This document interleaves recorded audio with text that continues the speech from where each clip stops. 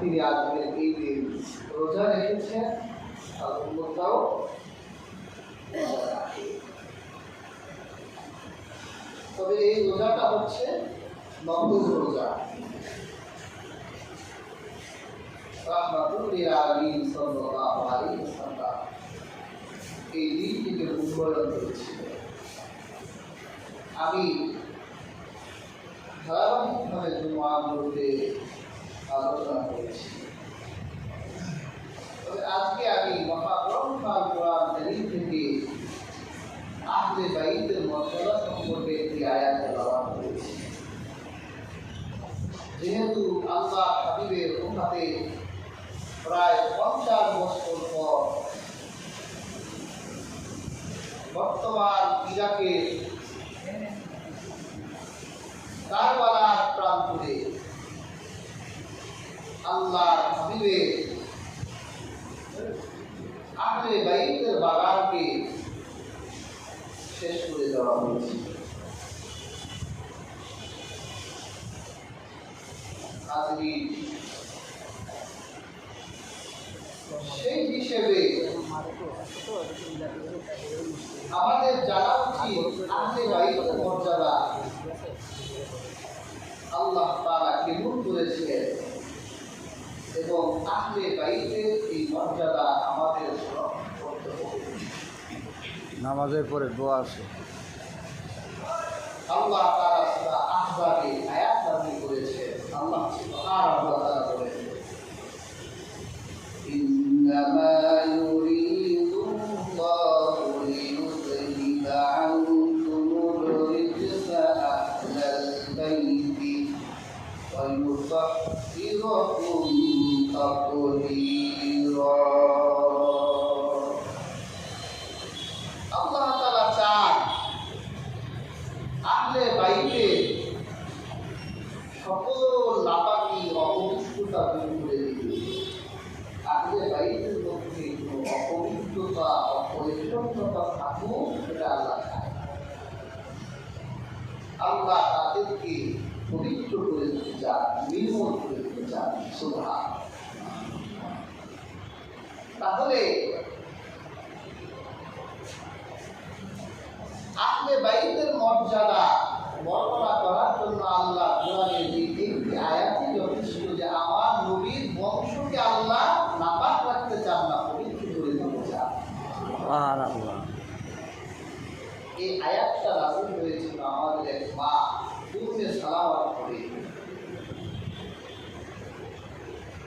আল্লাহর হাবিব ফাতেমাকে ডাকলেন,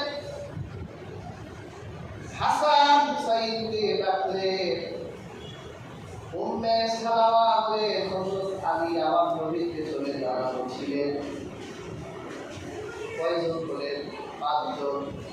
আমার নবী একজন, ফাতেমা একজন, হাসান একজন, হুসাইন একজন, পিছনে হযরত আলী।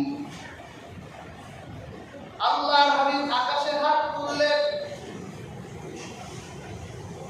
হে আল্লাহ, এই যে ফাতেমা, এই যে হাসান, এই যে হুসাইন, পিছনে আলী, এরা হলো আমার বংশ।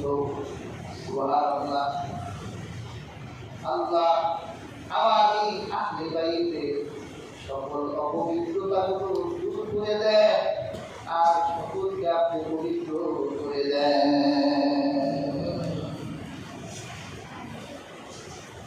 আমার নবী দোয়া করলেন। উম্মে সালামা আমাদের মা, উম্মে সালামা আল্লাহর হাবিবকে বলে, ইয়া রাসূলুল্লাহ, ইয়া হাবিবাল্লাহ, আমি কি আহলে বাইতের কেউ নই? আমি তো আপনার স্ত্রী। আপনি তো এই 5 জনের জন্য দোয়া করলেন, আপনি তো আমার এই মধ্যে রাখলেন না। আল্লাহ হাবিব বলল, উম্মে সালামা, তুমি যেখানে আছো, সেই মর্যাদায় আছো, আমার স্ত্রীর মর্যাদা ঠিক এমনি তো দোয়া ছাড়াই আমার আহলে বাইত। প্রিয় হাজরিন, আল্লাহ হাবিবের এই আহলে বাইতকে ভালোবাসা আমাদের জন্য ঈমান। আল্লাহ হাবিব সাল্লাল্লাহু আলাইহি ওয়াসাল্লাম আহলে বাইতকে ভালোবাসতে বলেছেন। তিরমিজি শরীফে হাদিসে এসেছে আল্লাহ হাবিব বিদায় গ্রন্থের শেষ ভাষণে রাসূলুল্লাহ সব শেষে যে কথাগুলো বলেছিলেন এর মধ্যে একটি কথা এইরকম ছিল, আল্লাহ হাবিব বলেছিলেন, আমি তোমাদের জন্য দুইটি জিনিস রেখে যাচ্ছি, যদি তোমরা এই দুইটা জিনিস আঁকড়ে ধরো, মজবুত করে শক্ত করে ধরে রাখো, তোমরা কখনো পথভ্রষ্ট হবে না। আল্লাহ হাবিব করে এর মধ্যে একটি হলো আল্লাহ কিতাব কুরআন, আর একটি হলো আমার আহলে বাইত।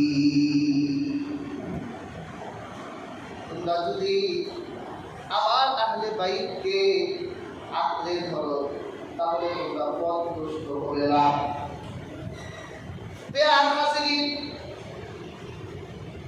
আজ থেকে 1000 বছর আগে আল্লাহ হাবিবের ওফাতের 50 বছর পর এই ইয়াজিদ বাহিনী, উবাইদুল্লাহ বিন জিয়াদের বাহিনী আল্লাহ হাবিবের আহলে বাইতের মর্যাদার কথা তারা জানতো না।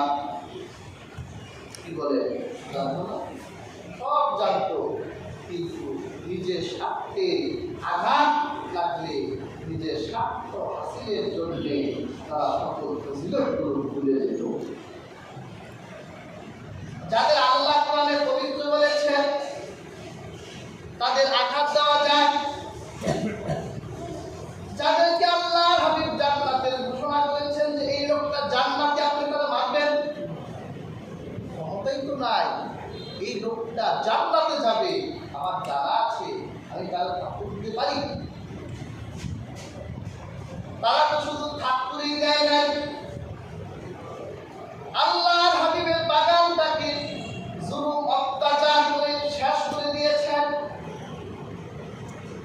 বেয়ার হাজরিন, আল্লাহর হাবিব তার হুসাইনের ব্যাপারে বলেছেন, তার হাসানের ব্যাপারে বলেছেন, তারা হলো রাইহানাত দায়া মিনাত দুনিয়া, আমার দুনিয়ার বাগানের ফুল। সুবহানাল্লাহ।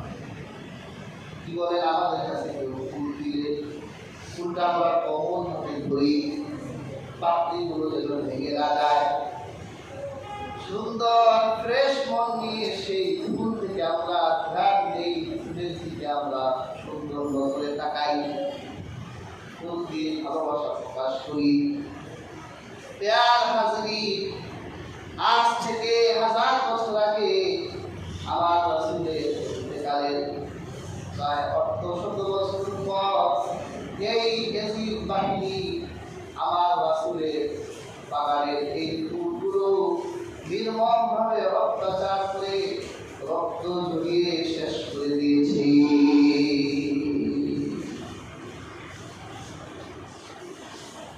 কেন হলো এই ঘটনা?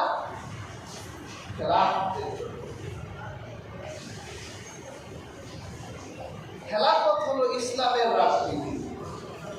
খেলাফতের কথা একটা, সৃষ্টি যা আইন এই একই কথা, একটা কথা। হযরত মুআবিয়া ইন্তেকালের বছর অনেকে মুআবিয়া রাদিয়াল্লাহু তাআলা আনহুকে গালি দেয়, সাহাবীদেরকে ফাসিকরা ছাড়া আর কেউ সাহাবীদেরকে গালি দিতে পারে না। যারা সাহাবীদের গালি দেয় মনে করবেন লোকটা ফাসিক, অনেক মিথ্যা কথা মুআবিয়ার নামে আমাদের দেশে অনেক ওয়াজ করে। মিথ্যা কথা কি? আল্লাহ রাসূল নাকি হাদিসে এরকম বলছেন যে মুআবিয়ার বংশ থেকে এক ছেলের জন্ম হবে, সেই ছেলে আমার হুসাইনকে হত্যা করবে।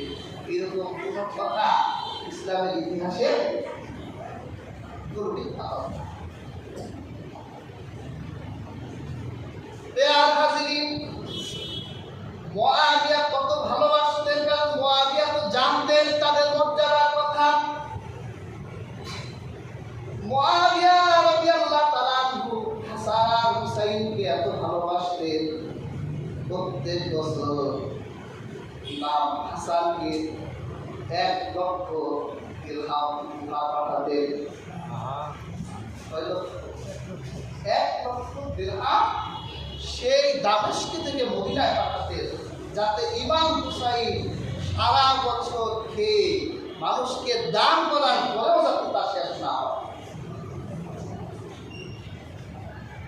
আমাদেরকেও তো অনেক মানুষ ভালোবাসে, 1000 টাকার বেশি। আর তার মুআবিয়া কত ভালোবাসতেন যে ইমাম হুসাইনের যাতে কোনো কাজও করতে না হয়, তিনি ইবাদত করবেন, তিনি মানুষকে শ্রদ্ধা করবেন, তারপরেও যাতে তার কাছ থেকে প্রিয় হাজিরিন, আল্লাহর হাবিবের ইমাম হাসান তিনি একবার এমন দান করলেন, 1 বছরের আগেই তার টাকা শেষ হয়ে গেল।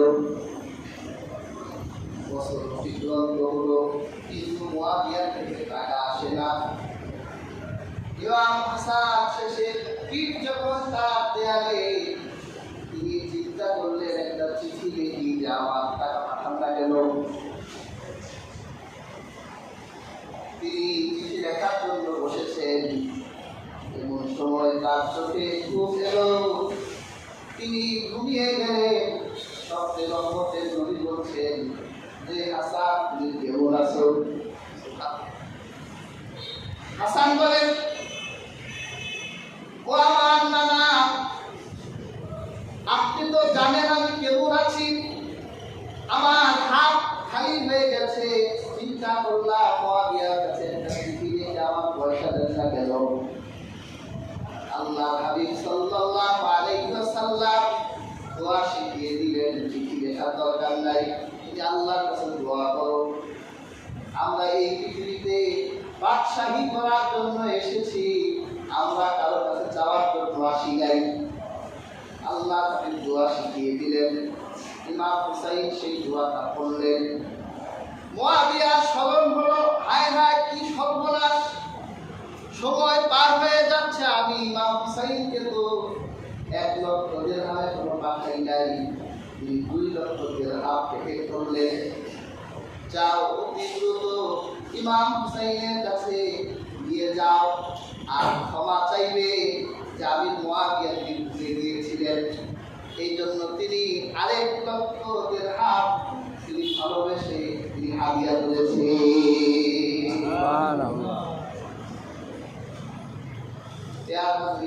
ভালোবাসা। আবার যখন হাসান হুসাইন দামেস্কে দেখা করতে যেতেন মুআবিয়ার সাথে, মুআবিয়া তার চেয়ার থেকে উঠে দাঁড়াতেন, এই 2 জনের সামনে তিনি চেয়ারে বসতেন না, কত আদর করতেন, কত মহব্বত করতেন। 2 ভাইরে নগদ 2 লক্ষ দিরহাম হাদিয়া করলেন যাওয়ার পর। তারপর মুআবিয়া একটু রসিকতা করে বললেন যে জানো আল্লাহ রাসূলের 2 নাতি, আমি তোমাদের যে হাদিয়া দেই এত বেশি হাদিয়া আমি এর আগেও কাউকে দেইনি, এর পরেও কোনোদিন কাউকে দিব না। তোমাদের এত ভালোবাসি, তোমরাই সবচেয়ে বেশি হাদিয়া আমার কাছে পাবে, আগেও কাউকে দেই নাই, পরে কাউকে দিব না।